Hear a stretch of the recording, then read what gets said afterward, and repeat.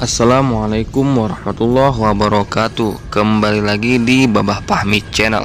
Pada kesempatan kali ini, Babah Fahmi kembali ingin membahas mimpi yang saudara kita alami, sekalian mengisahkannya. Semoga pada kisah ini bisa jadi pembelajaran bagi kita semua. Tapi sebelumnya, jangan lupa dukung channel ini terlebih dahulu dengan cara klik tombol subscribe, like, komen, dan share agar channel ini terus berkembang dan upload video setiap hari. Oke, libas. Kisah ini bermula di suatu malam saat saya terlelap tidur. Saya bermimpi. Pada saat bermimpi, saya berada di alam yang hawanya tak nyaman, panas, dan gersang. Dan saya berada di suatu kampung dan penduduknya sangat seram. Dan saat saya tanya ini alam apa, mereka hanya diam, tak menjawab sedikit pun. Selang beberapa saat, saya bertanya lagi kepada penduduk kampung setempat. Saya menanyakan kemana arah pulang ke alam saya. Mereka hanya diam dan mengarahkan tangan mereka ke arah barat. Lalu dengan segera saya berlari menuju arah yang mereka tunjuk dan terus saja berlari. Tiba-tiba di pertengahan jalan saya bertemu oleh serombongan orang berjubah hitam yang mencari saya dan mengejar saya, sehingga saya berlari dan terjatuh ke dalam lubang atau parit atau got, tapi tidak berair. Saya sangat ketakutan karena golongan jubah hitam terus mencari saya, dan lalu saya pun berdoa kepada Allah Subhanahu wa Ta'ala. Setelah saya berdoa, tidak lama kemudian datang rombongan orang misterius dari arah timur yang memakai jubah berwarna putih, dan akhirnya terjadilah pertarungan sehingga membuat golongan jubah hitam pergi meninggalkan tempat itu. Setelah pertempuran itu dan jubah hitam telah pergi, saya pun berteriak minta tolong, dan salah satu dari jubah putih mendengar, dan dia adalah pimpinan dari jubah putih. Setelah dia menolong saya, sontak ia berkata, "Kamu pilih golongan putih atau hitam, dan kami akan menunggu jawabanmu." Begitu katanya. Dan lalu saya bermimpi lagi. Saya berada di tengah hutan belantara dan melihat gubuk di sana.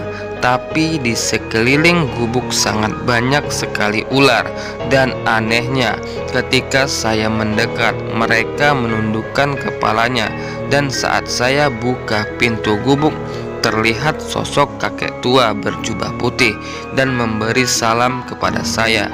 Dan seketika saya terbangun dari tidur saya, dan saya merasa sangat lelah saat terbangun dari tidur saya.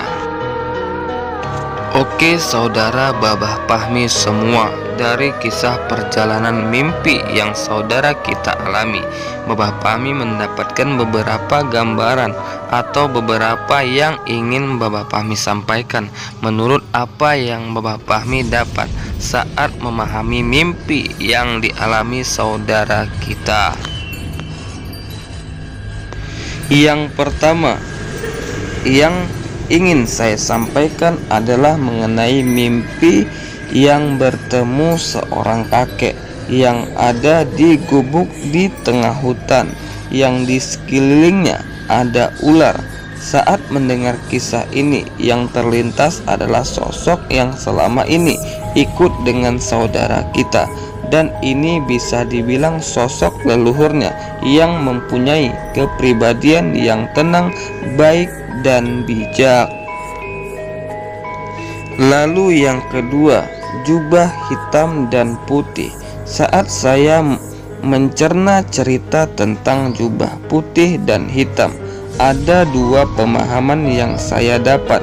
Yang pertama adalah itu merupakan gambaran diri kita yang memiliki sisi gelap dan terang, atau sisi putih dan hitam, dan bisa dibilang sisi baik dan buruk. Di sini ada pesan yang saya dapat dari kisah ini, karena ada pilihan di sana. Kamu mau pilih jubah hitam atau putih? Jadi ketika Anda memilih hitam, maka bisa jadi Anda akan lebih dominan nantinya pada sifat emosi atau pemarah yang tak terkendali. Tapi kalau Anda memilih putih, Anda akan merasa lebih tenang dan nyaman. Tapi tetap harus ada yang Anda lakukan dalam memilih. Itu bukan hanya dengan kata-kata, tapi dengan perilaku dan perbuatan kita dalam mendekatkan diri terhadap Sang Pencipta. Lalu yang kedua, masalah jubah hitam dan putih ini adalah bersifat gangguan dari makhluk yang bersifat negatif, dan jubah putih bisa dibilang menggambarkan pendamping Anda yang membantu Anda dalam menghadapi gangguan dari jubah hitam. Dan tentu semua itu atas kehendak Allah Subhanahu wa Ta'ala. Oke, jadi itulah hasil yang saya dapat dari kisah ini. Dan saran saya untuk selalu berdoa memohon perlindungan kepada Allah dari semua hal yang ingin mencelakakan kita, karena hanya kepadanya kita memohon dan hanya kepadanya kita meminta pertolongan.